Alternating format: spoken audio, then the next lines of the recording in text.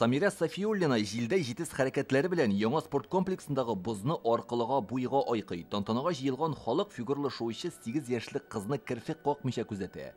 Бәлки ул киләчәктә Алина Заһитова уңышларын кабатлар. Самира әти-әнисе белән Мәскәүдә ЦСКА клубында шөгыльләнә. Нәсел тамырлары Алексеевскидан. Шуңа әнисе белән бу тантанага кайткан. Лед хороший. Главное просто не волноваться и красиво откатать. Кызым тугаш, без ирем белән инде бик кыз булгач инде как раз Олимпийские игры бара иде. 2014 елгы.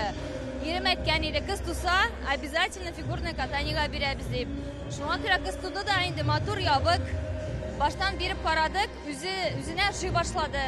Яңа боз сарайы Россия күләмендәге спорт яшәү рәвеше дип аталучы проект буенча 1 ел эчендә төзелгән. Ачылыш тантанасында катнашучы премьер Алексей Песошин бу боз сарайының бик әһәмиятле булуын әйтте. В Казахстане проводится системная работа по созданию современной спортивной инфраструктуры, что позволяет нам активно работать над оздоровлением населения. Алексей Песошин яңа корылмага спорт кирәк-яраклары сатып алу өчен Рөстәм Миннеханов исеменнән сертификат тапшырды.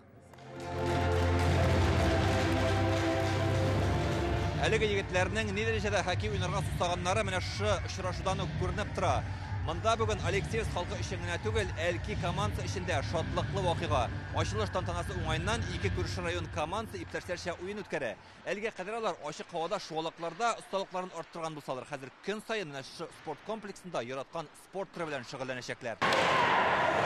Халык боз сарайы ачылганга бик шат. Бүген кемдер тимраяк киеп бозга чыккан, кемдер җан атып тора.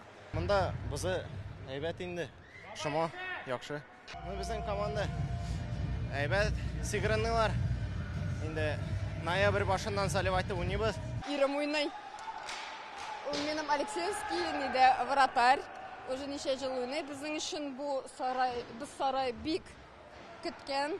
Алексеевскида ачылган спорт корылмасы Татарстанда 50-нче боз сарайы. Хәзер Татарстанда 50%-тан артык кеше даими рәвештә физкультура белән шөгыльләнә.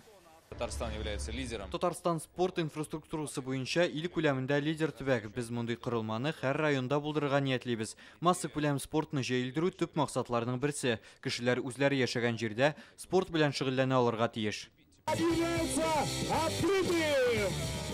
Монысы тагын бер тантана. Алексеевск районы Лебяжий авылында төзеләчәк бадминтон үзәгенең нигез ташын салдылар. Мондый үзәк әлегә Казанда гына бар. Алексеевскида аның белән шөгыльләнүчеләр күп. Biz үзебез университет мәктәптә, кая мин укыйм, шатланабыз инде шул центр бадминтоны булгач. Владивостокта менә бу елы международный турнир булды. Шул нидә ярышта җиңдем. Тирәк ачылсын. Күбрәк уйныйбыз да. Кешеләр күбрәк килә иде. Бадминтон үзәген 2024 елда төзеп бетерергә җыйналар. План буенча тагын 8 районда бадминтон үзәкләре ачылырга тиеш. Алексеевск районыннан Илдар Сафиуллин, Рәмзил Гарипов, Яңа Гасыр каналы.